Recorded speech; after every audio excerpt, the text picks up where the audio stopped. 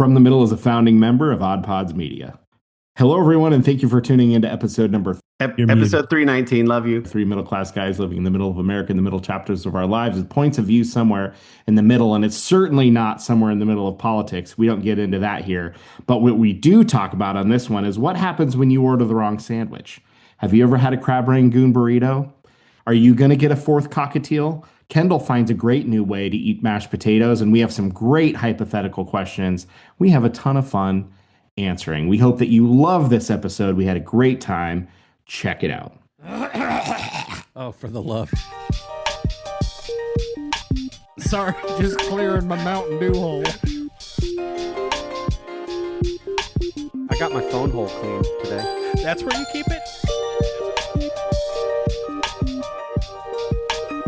You're so cerebral and you're so developed and evolved.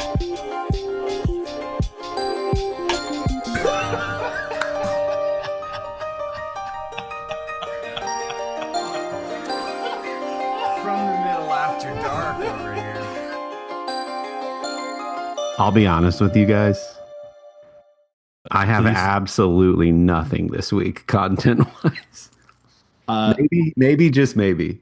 Oh, we'll tease it out of you, Corey. We'll maybe just maybe this is the first week we actually do a 30-minute episode. Look, if we were like every other episode when we first started was 30 and then an hour and then 30 hour and then an hour, that's a problem. 300 and almost 20 episodes in, no one cares. At least half of which we said maybe this one's not going to be so long, and then stuff happens. Yeah. Two people care. John from Grab 'em in the Brisket out there in Texas cares, and Sherry up there in Cleveland cares. Now I will say, I do look at the statistics and the things. We had hundreds more downloads last week than we do in any normal week, all from Japan. What? I think one person just went in and hit like download all episodes. Probably, I'm sure by accident. I'm sure they didn't mean to download all episodes. But thank you, Japan, for the hundreds more downloads in a week than we would normally get. That's Absolutely. such a Midwestern reaction to someone downloading that many episodes. It's like, I'm sure nobody meant any ill will, but they also didn't mean to do something that nice on purpose. We're not worthy. Yeah, I think that for sure. Like, I don't want to quit doing this because I enjoy it, but then I also think maybe we're done. Maybe there's not enough interest. But then I'm like, but this is free. We're doing this for free. We don't have Patreon. We don't have OnlyFans that we know of. We don't have any of those things. People can just go enjoy this and share it with their loved ones or their most hated enemies, depending on whether they think it's good or not. They could share it and be like, these guys are moderately funny and this show is free. I think maybe OnlyFans is what we're missing. Maybe. I think that's the piece of the puzzle that they're going to get me drinking Mountain Dew Code Red in a video. That's going to be the video. Slowly, though. I can do slow if you want. Purposefully. Oh, that's funny. Boy. Hey, speaking of, yeah, go ahead. Well, I was going to say, a guy named James Fishback, a candidate for governor of Florida. That's not a real name. Has proposed a 50% sin tax for OnlyFans creators. Okay. He says, pay up or quit OnlyFans. As Florida governor, I will not allow a generation of smart and capable young women to sell their bodies online. Joke's on him. Half the people on there are men.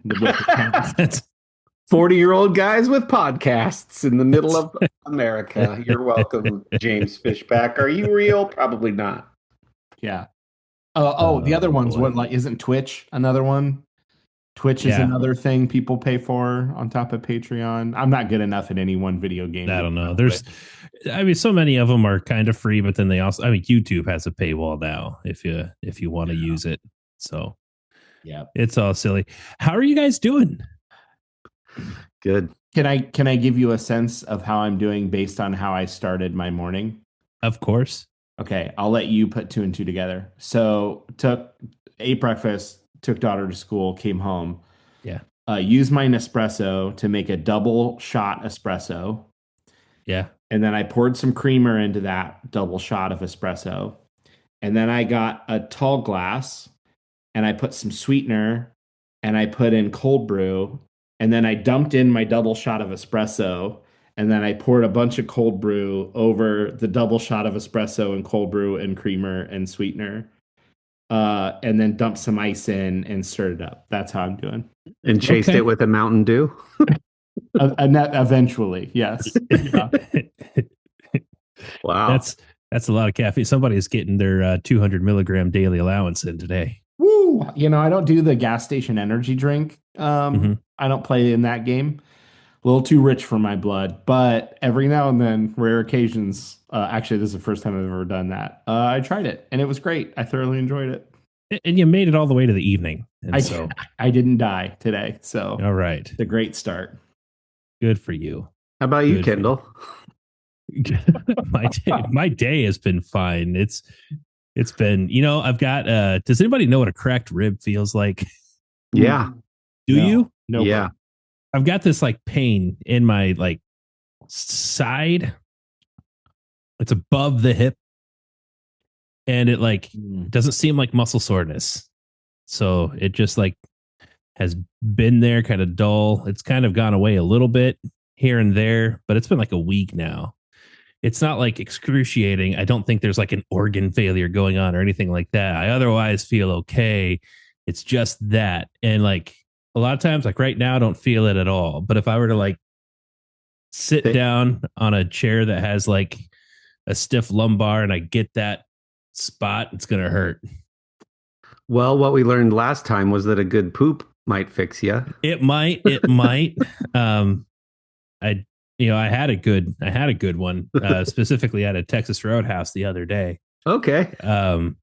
But that didn't fix it. Let me ask you, if you take a deep breath, does it hurt at the top of a deep breath? No.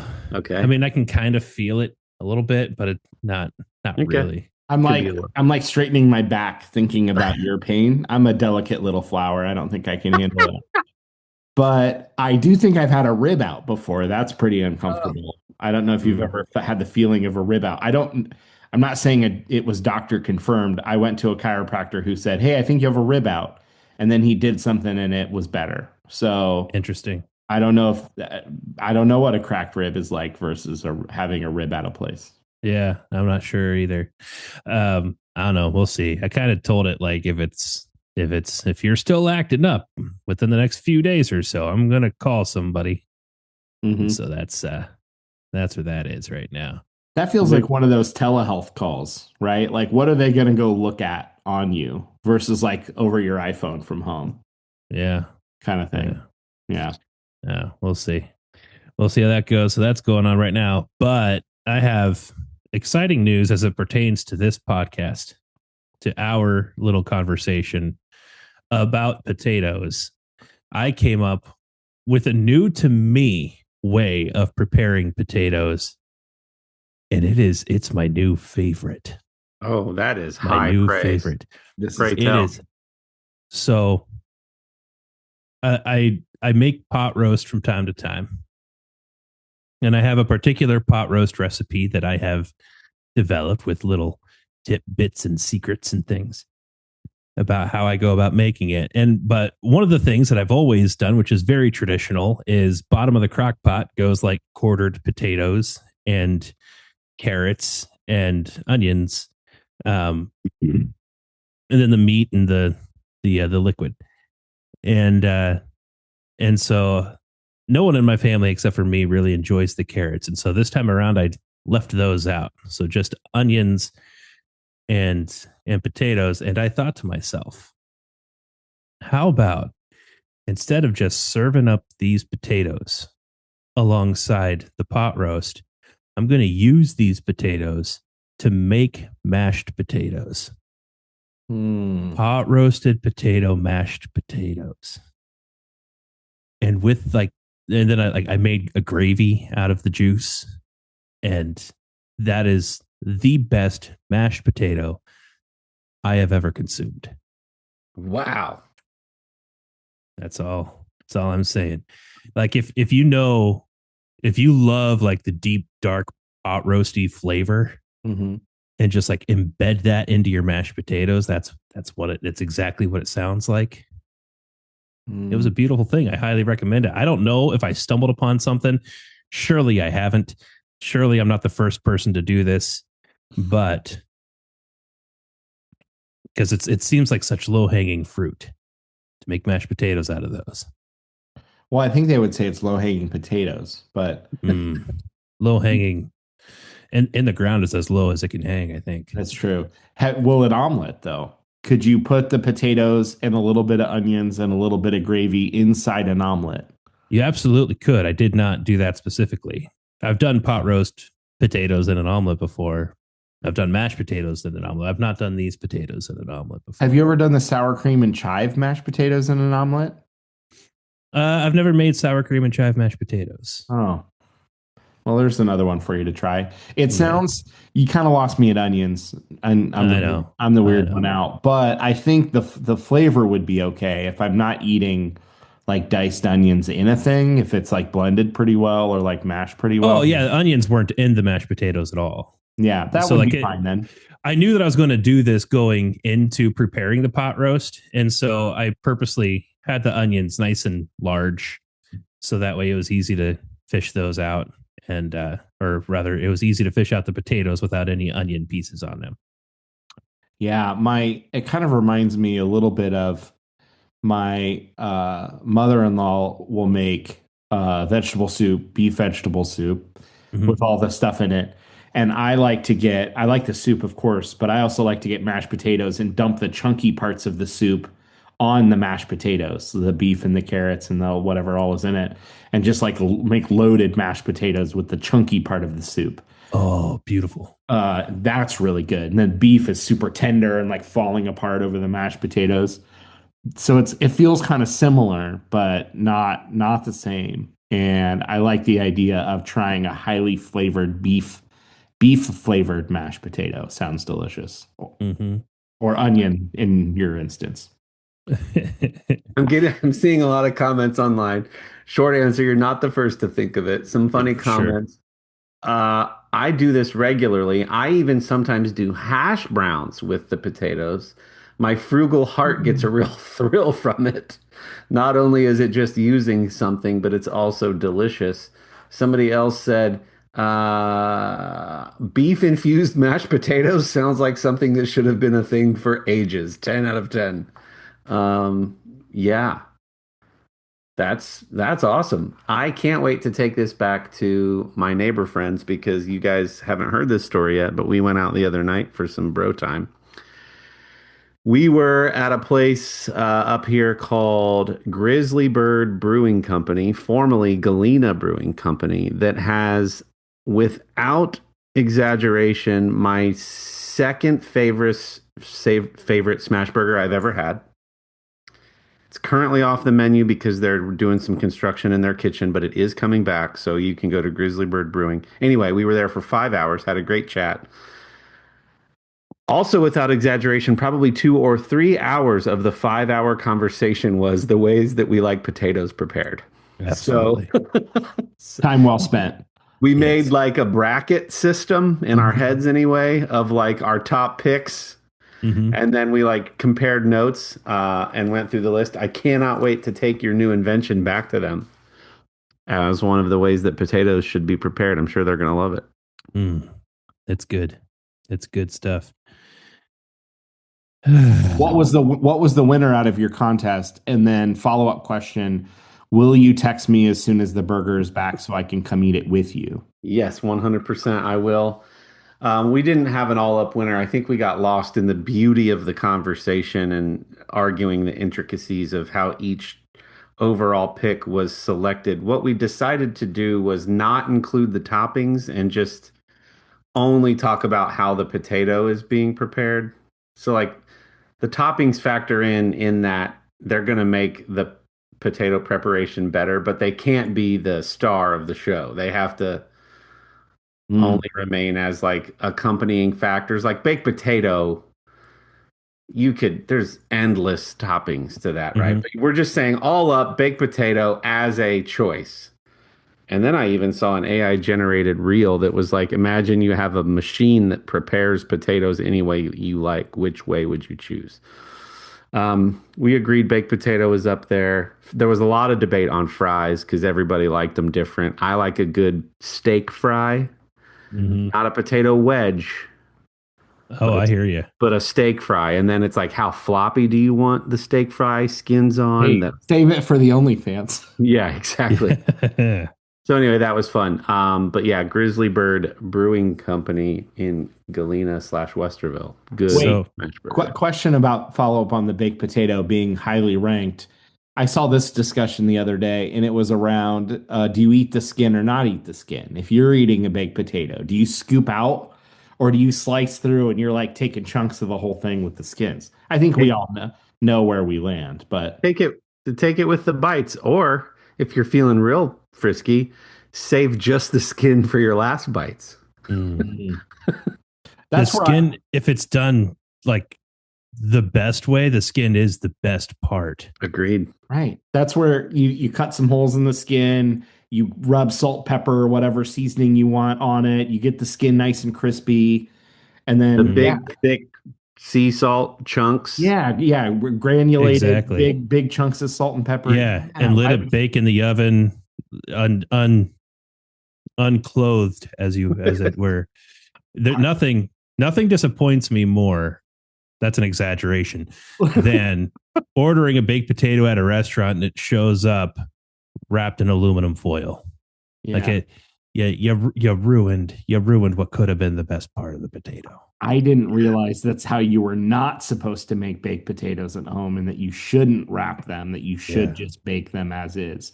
Air fryers help the case a lot there. You can just chuck them in the air fryer and do them in there too. And you're not, I think in the oven, people think I've got to put a pan or I've got to wrap it or something, where air fryer, people just chuck things in those all the time.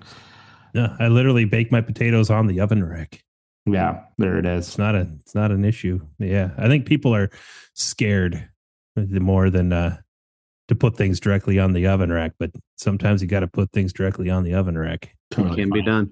It can be done. It should be done. We had a baked potato bar at a potluck over the weekend, and we were supplying the baked potatoes and bacon and sour cream. That was our job, and so it was on Sunday morning. This was Sunday evening. On Sunday morning, I woke up and I warned the kids the night before that, hey, you're probably going to smell bacon when you wake up in the morning. That's not for breakfast, so don't get excited. It's really Okay. nice of you to tell them the night before. I thought about like if I That's so woke up to the thoughtful. smell of bacon, I would be in tears to find out that it's not for me. And so I cooked up 2 pounds of bacon to make bacon bits, and uh, and then I got busy doing other things. I had a timer set, and I was in a different room. I didn't hear the timer, forgot about it actually. The timer in a different room, and apparently the volume on the device was so low that you couldn't hear the timer. I burned the bacon, like it was ruined. And so that was fine. Amy and I were going out in the late morning anyway, and so we stopped by a place and we bought a bunch more bacon. And so then this time Amy made the bacon, another 2 pounds of bacon, and we bring it all the way to the place, and she's unbagging everything, and I'm telling the people this story about how I burned an entire 2 pounds of bacon, and then she pulls the bacon out of the Snapware, the Snapware container bacon out of the bag, and then drops it. Oh, It lid came off, face down. 100% of the bacon scattered across the floor. Why? how many pounds of bacon was wasted that day? 4 pounds of bacon got thrown 4 away. pounds. That's like 12 pigs. I don't know how many, but it's Many like, pigs have died to bring us this information. So Oh, Lordy. that was a tragic. sad. That was I've got a sad meat tragedy. story, and it's not just for OnlyFans. Um, clip it. Um, so Kendall, you and I went down to Wario's Beef and Pork once down there nationwide, and Lily's boyfriend said, "Hey, over the break, you and I should grab lunch sometime. Just get together." And I was like, "Sounds good." So I said, "I'll take you to lunch." And I said, "Hey, I got a place I want to introduce you to. Drive all the way downtown. For you that aren't familiar, that's about 35 minutes away. Park in a parking garage. Walk a block and a half. Wario's is closed on Tuesdays." Oh, how random. Should have figured that out earlier, but I did have another good food experience tonight. Sherry and I had a little date, and I was driving through Powell the other day. And if you're in Central Ohio or ever find yourself in Powell proper, sort of the two-story central part of the middle of town, do yourselves a favor and go to Huli Huli Tiki Lounge. It's an adorable little Hawaiian themed lounge. Very small, maybe like 5 or 6 tables in a bar. Really fun, festive cocktails and good huli huli chicken and like lobster crab rangoon, like lobster rangoons and fun little small plates. So yeah, go there, check it out. It's really fun. All right, I got a hypothetical for you. Couple, actually. Let's start with the first one. So I'm chatting with a colleague the other day who she happens to love sandwiches like I do, so we have a lot to talk about. And we're talking about sandwiches, and she said, I went out to dinner with friends last night and I ordered a Nashville hot chicken sandwich. And it came and it looked fine. But then as soon as my friend's Philly cheesesteak showed up, I was so disappointed that I had picked the sandwich that I picked. And I was so sad the rest of the night. The sandwich was fine, but I immediately regretted my decision. And I said, did you just immediately order the same thing? Like, couldn't you have just immediately ordered the same thing and then tried part of both and taken the rest home? And she's like, I never thought about it. Now maybe I should have done that, but I didn't. I just was pouting the rest of the night. And have I told the story about pouting about my burrito on the podcast? Yeah. Okay. Yeah. So I've told that story before. I left a whole burrito at a restaurant and pouted for the rest of the week. So I'm telling her that story over a voice memo and our work chat system. And we're, commiserating around our lost sandwiches. But the first hypothetical question is, now that we've discussed this out loud, would you consider, if you were in the same situation, you ordered an entree, a reasonably priced, not like a crazy expensive restaurant entree. You order an entree, 10, $15, you see somebody else's, it looks way better, not somebody you can share with, not your spouse. Would you ever just like, you know what? We talked about it on the podcast. I'm just going to immediately ask for another entree and I'll try them both and take the rest home. Would you do that, or are you just going to live with the regret of your poor choice? Now that we've discussed it, I would, but I like your colleague, wouldn't have even have thought to order. I would have said, well, they out ordered me. Well played. I'll maybe come back here again someday. I wouldn't even think. This is just a thing my brain thinks about, apparently. Yeah. It's not over. It's not over. I control my present. I can change my situation at any point. I can literally say, hey, Donna, can I get what they're having? Donna, I have agency, Donna. I can do things. I've never thought of it either, but I think great. I don't think I ever will. However, something crossed my mind because like months ago, I saw somebody mention, why isn't this a thing? And then you guys in quick succession talked about both burritos and mentioned crab rangoon, and a crab rangoon burrito sounds amazing. Oh, so good. Why are we not? Okay. So that needs, first of all, I don't know if that has to be like some kind of like weird hip new age restaurant to do this, or if Chinese restaurants can just jump on that wagon for me, that'd be great. That'd be awesome. So that said, with that in mind, the crab rangoon burrito in mind, that is something I definitely want at any cost. If by chance a restaurant has that or something that kind of fits the idea of something I've always wanted but never tried, and I missed it on the menu and ordered something else, and then I find out that they have it, I will absolutely order it at that point in time. So this is a one shot for a hyper niche item that you would place an additional order for. Yeah, I mean, I'd imagine like it took you guys mentioning 2 foods within 5 minutes for me to say this is what I want to do. Combine those things. I'm sure that list is very long, and I'm sure that like I could just be like, because sometimes I like to retain a menu just to like read, especially if it's a new place, just to read about it, about the all of the stuff and everything, while we're waiting on our food. And man, if I see something that's like, yep, I never heard of that before, but that's still something I've always wanted, I'll probably go ahead and do that now and get it for takeout at least. What made me think of that is my reaction was, I know I've heard people say before, oh, do you not like your whatever? Did you want to order something else? Like servers have offered that before. Like, and I'm like, but why have I never seriously considered? Like they literally offer it. Like, man, you must be from one of the coasts or something. Here in the Midwest, like you can ask us that question and offer it. You've never been taken up on it here in Ohio. Like that. They've uttered the question. They've said the words, oh, your steak was cooked a little too well. Did you want to order something else? Never thought that was a real option. And then I thought of it in this conversation with this coworker, and I'm like, I literally could take home, I could eat a little bit of both and then take home whatever's left if I really want.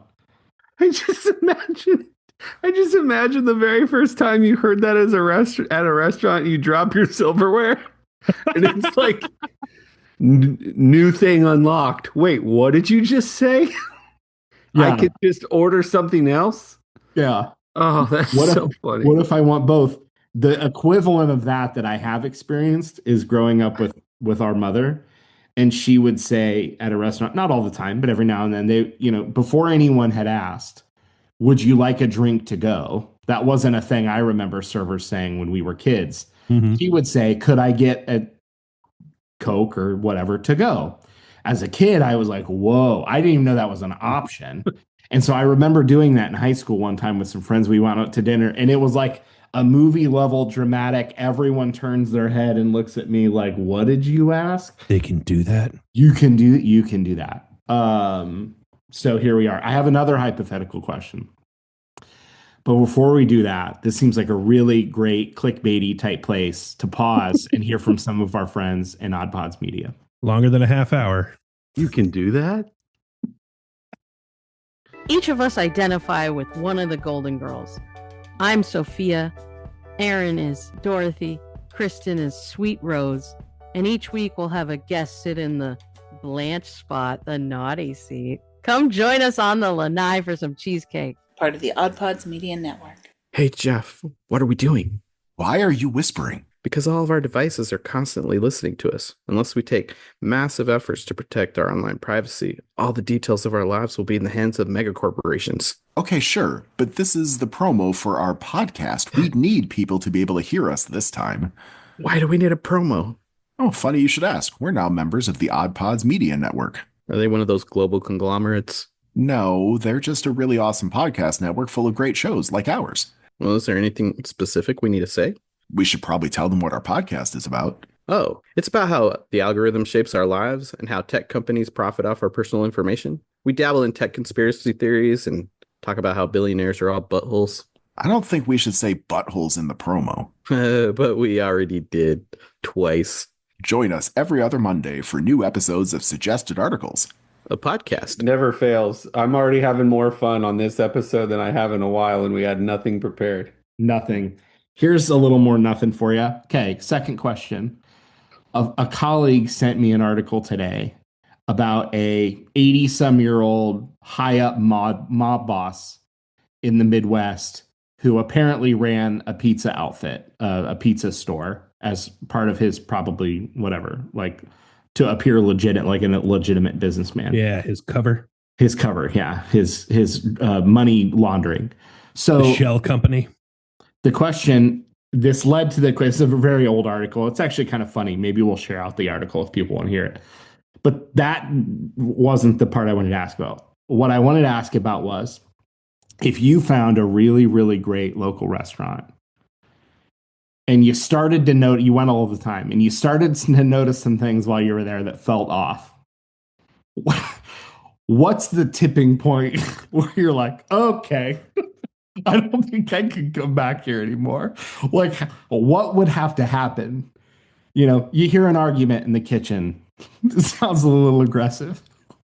Somebody grabs somebody else by the coat, drags them out out of the restaurant. Somebody comes in and yells at somebody in the back, Tony, where's my money? How much would have to happen at your favorite local restaurant for you to go, I don't think I can come back? I think do they have crab rangoon burritos on the menu? Yeah, that is very important. I'm saying it's your absolute favorite local restaurant. Local restaurant. And I think with the presumption that I've been there often. Like I gotten to know this place, right? Because I started to see some things that are out of the ordinary, which means I know what ordinary is for this. This is a cheers. Or at least I thought I knew what was. Yeah, this is cheers. At your norm, everybody knows your name, kind of thing. Is it weird that would draw me to it even harder? And make me feel like I'm like, yeah, I want to keep coming here. Like it feels authentic. Am I the only one who feels that way? Well, my answer was going to be caution tape and a chalk outline. So, like Nona walks out of the kitchen and has red on her hands, and they're like, "Oh, Nana, you're making pasta sauce." She's like, "Yes, pasta sauce." Pasta sauce. Like, but there still has to be a tipping point at some point. Maybe it's a live murder while you're in the restaurant. Yeah, I'd say maybe a live murder. But even then, I mean, if they clean it up and it gets on the news and everything, and everything is like, hey, there was a murder here, and but everything is okay, it's clear, and the restaurant opens back open, I'll be like, about time. Is the fryers good for the burritos? You know, what I mean? Like, is Tony still in the back cooking? Yeah. The answer is no to that. Then did Nona wash up before she went back in? You know what I mean? Yeah. All right. I was curious if there was a tipping point. I don't know. I mean, certainly gunshots. I think it's pretty quick. Yeah. It's a pretty easy answer. Gunshots in the back. Yeah. You know, somebody walking in with a gym bag full of cash, like the zipper's partially open and you can see like piles of cash. That wouldn't bother me. There was always this rumor, I don't know how true it was, that at the time my favorite restaurant was Happy Greek, in the Short North, and a rumor had gotten started that was a mobster owned place, and they met like in the back of this place, and it remained my favorite restaurant. If anything, I wanted to go there more often now to see if I could figure this out. So that was that, but I never saw anything. I knew that there was like this one door that like led out to a small little patio that had tables and chairs that I never ever saw customers go out there before. But supposedly that's where they were meeting, but I don't know. That's that. Yeah. The world-renowned Greek Mafia. Yeah. I don't know. Sometimes in those, it feels like those really small mom and pops restaurants, like there's always one table that has like paperwork on it and like plates and some cleaning stuff. You're like, oh, that's the table that they like. That's their table. That's their table. They work from there. They, white plates down there. That's their spot. Maybe that was the little table in the back. So when I was in Switzerland for work, Geneva, we found a 1950s Americana diner that served burgers and shakes. And then upstairs was a small market where you could buy hard to find there American products, candies, stuff like that. There's always peanut butter. Yeah, peanut butter is hard to get overseas. So anyway, we were sitting at it was like the red sparkly covered stools at the bar. Like we were sitting there and groups of people kept coming in, looking up at the camera out by the door, waving, going up to the market and then leaving. And I'm like, oh, this is a front and there's some nefarious stuff going on. Very nice. Very nice. The whole stereotype about Switzerland being neutral is not accurate, is what I'm hearing. So I'm learning that Joe Rogan now uses a AI search engine called Perplexity. That's what he has Jamie use when he's looking things up on his show now. And Kendall, I just looked up your Happy Greek situation on Perplexity. Never used it before. Tell me what the rumor was again. Just that it was the place was being used as mob cover. Oh, got it. In somehow, some way. Whether they were meeting there or if the restaurant itself was somehow a front or helping to cover up some kind of mob kind of behavior. Okay. Yeah, it doesn't say. Doesn't say anything. That's the end of that story. Yeah, that could be all there is to it. I was just trying to see the reason they closed. I'll let you know if I find anything out. Yeah, the case has gone cold, huh? Oh, that's funny. Yep, cold case files. Now, I do have another hypothetical I want to throw out there because this happened today. Maybe you guys can relate to the phenomena of you're in a store, often a grocery store, but it doesn't have to be a grocery store. And you're shopping off of a list or whatever. You have a bunch of stuff to get. You get all of your stuff. You're focused. You check your phone because you've learned to check your phone to see if the spouse is telling you to get anything else. Nothing there.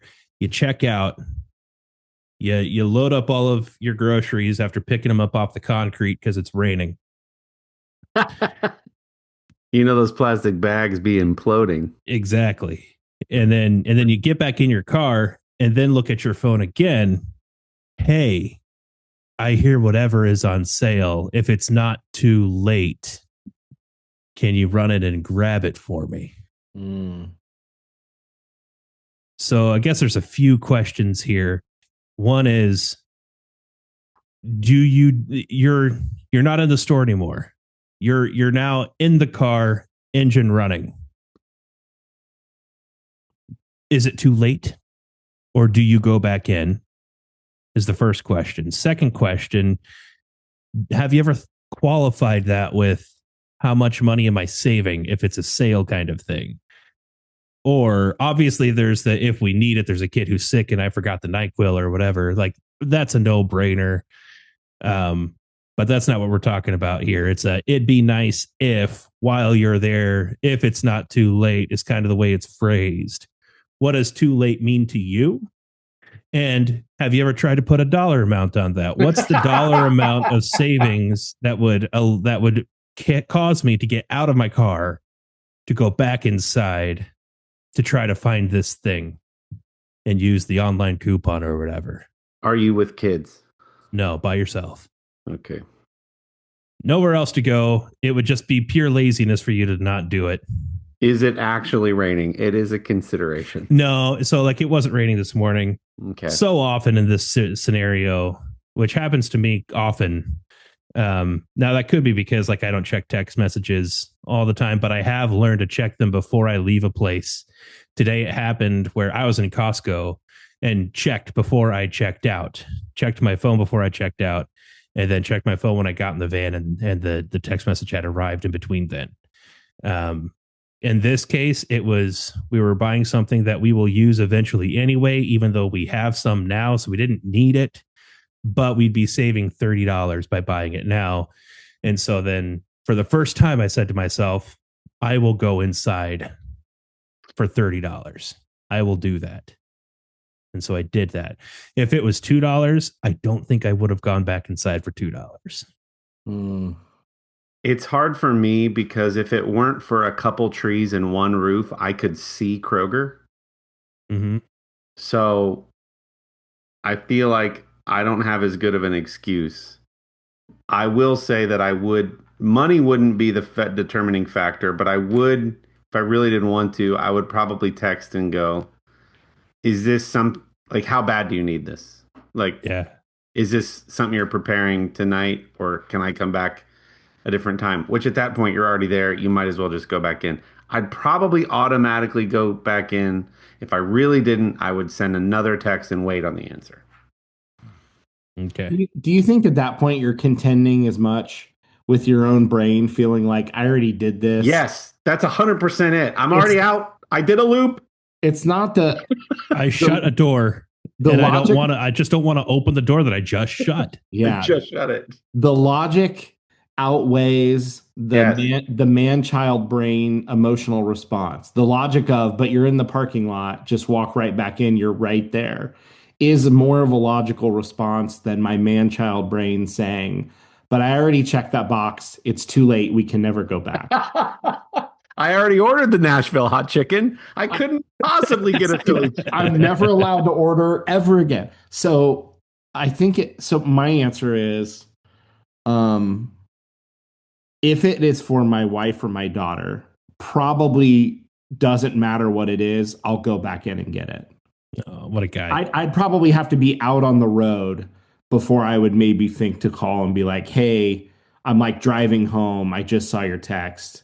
Like, if it's important, I'll get. But I'd probably go get. If it's for me, I'm probably just like, nope, don't need it. Not important. Mhm. The only thing I can think of, I do like to have drinkies around the house, and I'm kind of Kendall and I talk about liking zero sugar soda, whatever. If it was like the only thing I'd probably go back for myself would be like whatever the craziest good deal on like 12 packs of soda would be. If it was a text like, hey, it's get 12 packs of your favorite sodas for $4 each, I'd be like, all right, I'll turn around. That's a thing I know that I'm gonna want, and I'll drink it all. So probably not gonna go, because like I can almost always just find something to eat at home. If it was like food related for me, I don't care. To quote Andy Bernard, I can eat over the sink like a rat. And wouldn't care if I was just like snacking on things at my house if it was for me. Oh my gosh, Dylan's slaying me tonight. He sure is. Story like that one. Gosh. Yeah. Has nothing to do with the 2 drinks at the Tiki Lounge. But where does the man-child brain go in instances like what happened to me last week, which was 3 trips to the hardware store for a very simple repair because I was just like mad at the problem and wanted to see it through. Yeah, that's different because you haven't checked the box. Yeah, on you're trying to check a box. Got it. Yeah. because I feel like the grocery store is made up of a list of individual check boxes. Yeah, The literally. the project is one True, big that's why. check box, and you're like, not done, brain not done, need more work. It's got more to do. I've heard it said before that a stereotype of men is that we tend to hyperfocus. Stereotype of women would be that they are much better multitaskers. And so however that shakes out, the world needs both of those things for sure. But in my marriage, that tends to play out, and I've learned a lot about myself and how I tend to operate and do things. And so, especially when it comes to things like decision making, and I feel like this is linked to that. So if there's a decision or there's a problem or there's an issue or a worry, I want to sit down, talk to whoever I need to talk to, and figure that thing out, come to a conclusion, and then close the door and move on from it. Versus what frustrates me is when like I feel like we've done that. And then, I mean, it could be something as simple as what color rug are we going to put in the family room? Okay. We talk about the merits of it. We're like, blue. Okay, yeah, blue. Blue will be good. It's going to be right. This shade of blue, right? Yeah, that shade of blue. Nothing too crazy. Nothing too crazy. All right, awesome. Boom, done. And then 2 days later, I've been thinking more about that carpet. And I'm like, I have not, and you shouldn't be either. We made a decision that I don't want to revisit. It's not because it's not about the carpet. It's not about the carpet. It's about I closed a door and now I'm working on a different door. Yeah. I don't want to think about something that's been like, we made the decision. Why do we need to revisit the decision? It's like we haven't placed the order. It would be just as easy to pick red. Easy for you to say because my brain already went, nope. We don't even have it. And I've already fallen in love with the blue rug. But, okay. We have a family. See, this is an interesting thing that comes up, I think, with Bree and I. And it's like, I have a longer decision-making process than she does typically. Hers is probably average length and mine is abnormally long.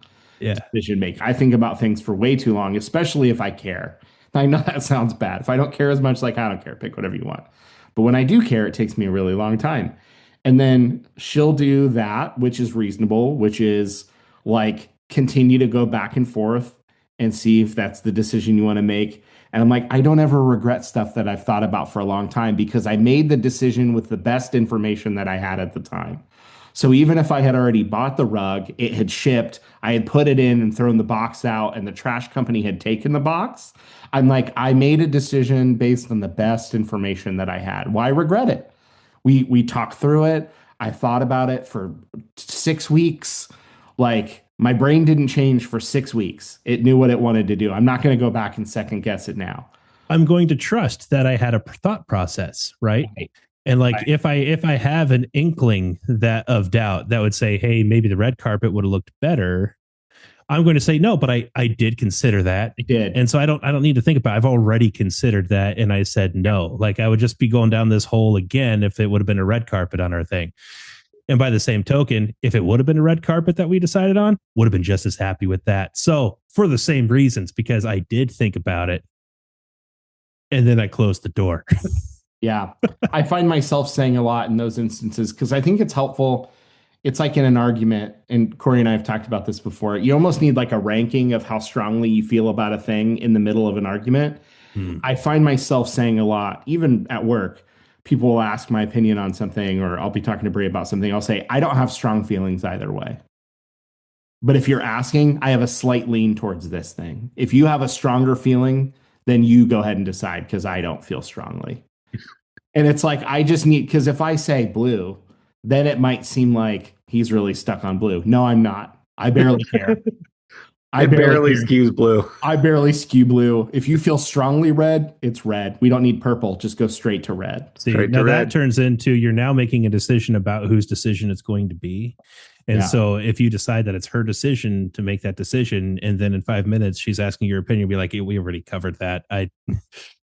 I closed the door on that decision. That is your decision. I felt good about your decision. You sold me. You sold me on red. I'm sold. Have you ever tried to when they're vacillating or something might even already be purchased and you're now considering sending it back because someone brought in a third idea that you weren't even planning on? Have you ever tried to like sell them on like the first idea because you had already closed the box? Oh boy. Because let me tell you a story. Yeah. Dining room table, formal dining room table, significant purchase, comma in the price. Just of the table, not even the chairs, the bench, the rug. We have the discussion. What type of table? What style? How big? Oh, you're really buying this to be passed on? So we're already planning for this to be an heirloom purchase. You want to plan for the holidays where we're hosting and have extra people. So you need it to extend on both ends into the next room. Got it. So what's the maximum amount? Tape measures, discussion, plan. Before we even leave the house, it's basically like, if this table exists, we've now created it in our minds. We're just going to go find it. So we go to Pottery Barn. We find the table. There's also one similar, close, but not quite. Some of the things we already agreed upon, it doesn't have. We're like, talk about it. Let's do a few laps. Let's go to a few other places. Went to a few other places that day. Came back to Barn. Told the lady that helped us, you know what? Go ahead, order it. Multiple weeks until it arrives. Things arrive in different things, and she's like, I'm just not sure. I don't know. My cousin happens to be visiting that day, and the cousin says to Sherry, "Are you worried it's too big? You know, you could just switch your formal dining room and your piano room." And I looked at her as if to say, you leave this house immediately. And then it was, I get it. Significant purchase, money that was given for the big deal. I totally understand. Mealtime is important, all the things. But I'm like, no, and I'm trying to now remind of remember all the measuring and all the discussion and all the things you said you want about. Oh, I get it. Yeah, I get it.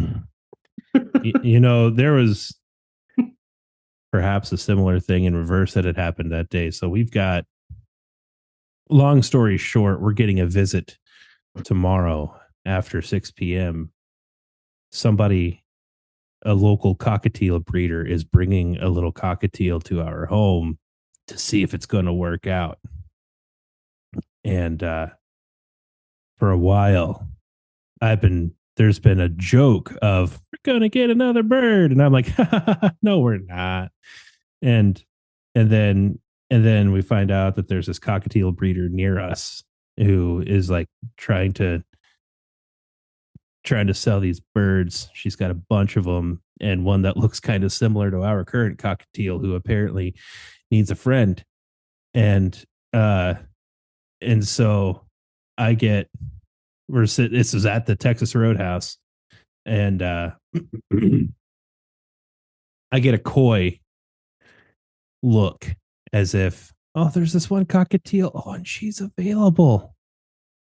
And then I'm like, okay, you know the deal. If we want to, you can text her back or whatever. She's like, I already did. Is it because you didn't have strong feelings either way? It's not because I didn't have strong feelings either way. I guess the feelings that I was feigning were stronger than the feelings that I actually had. And so I would make jokes about, like, if another pet is like 2 firearms, this is what I get for a new pet.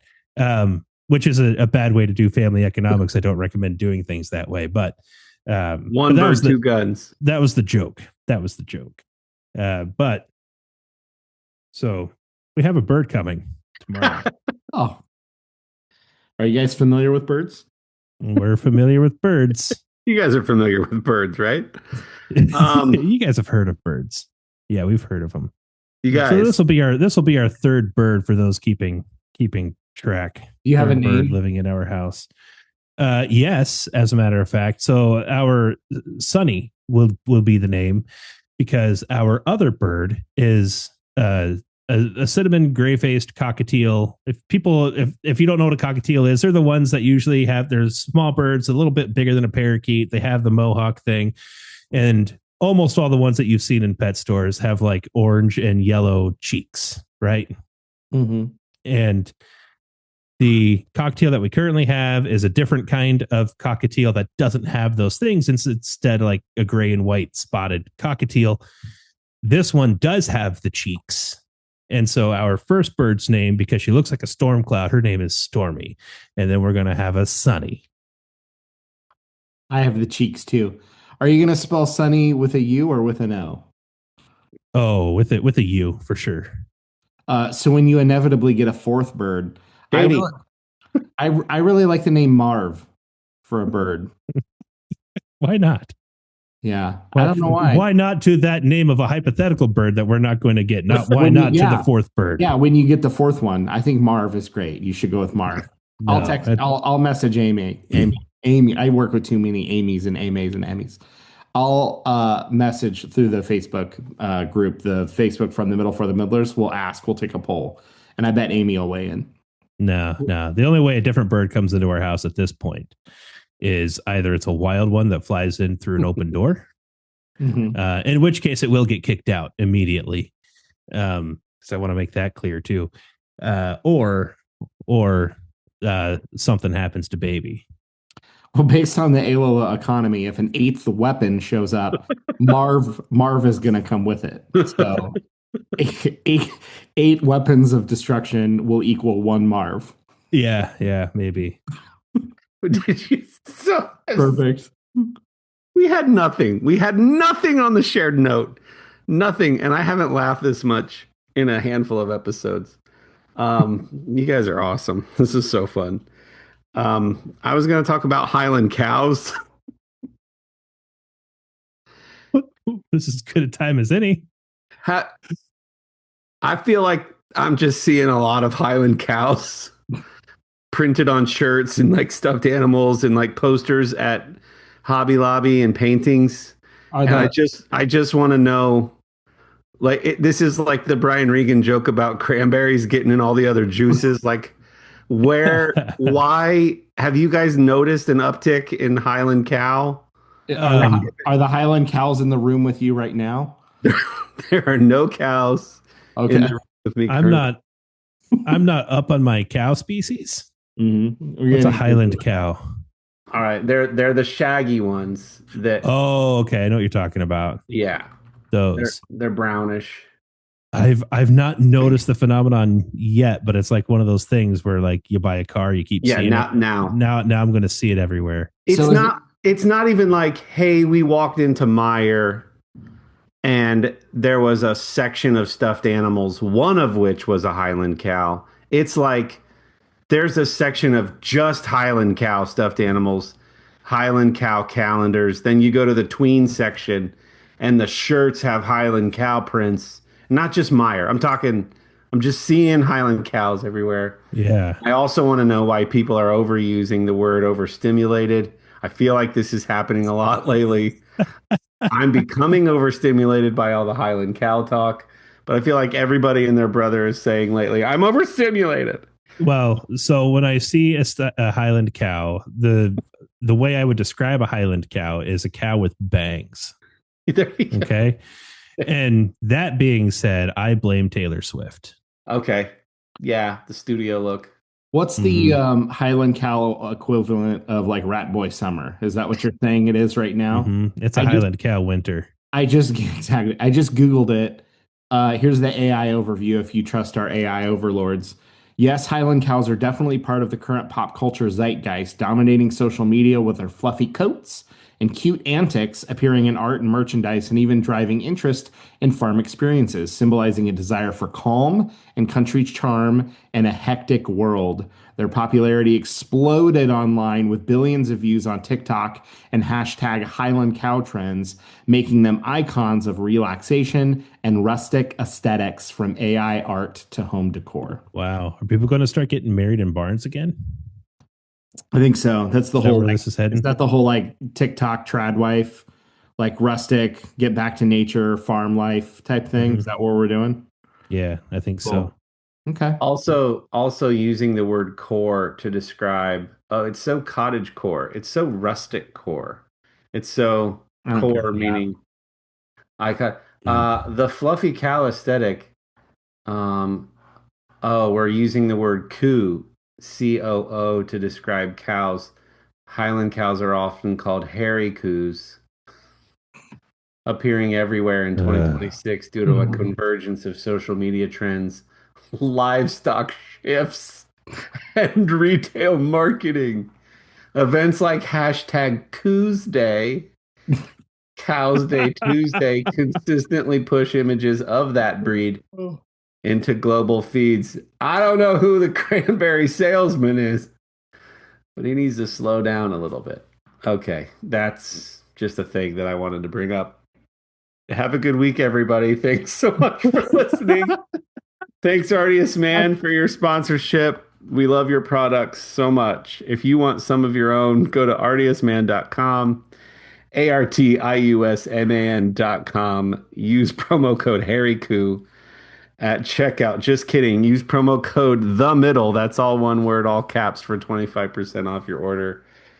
This was so fun. I don't think you meant have a great week. I think you meant have a great Tuesday. Have a great Tuesday. Mm.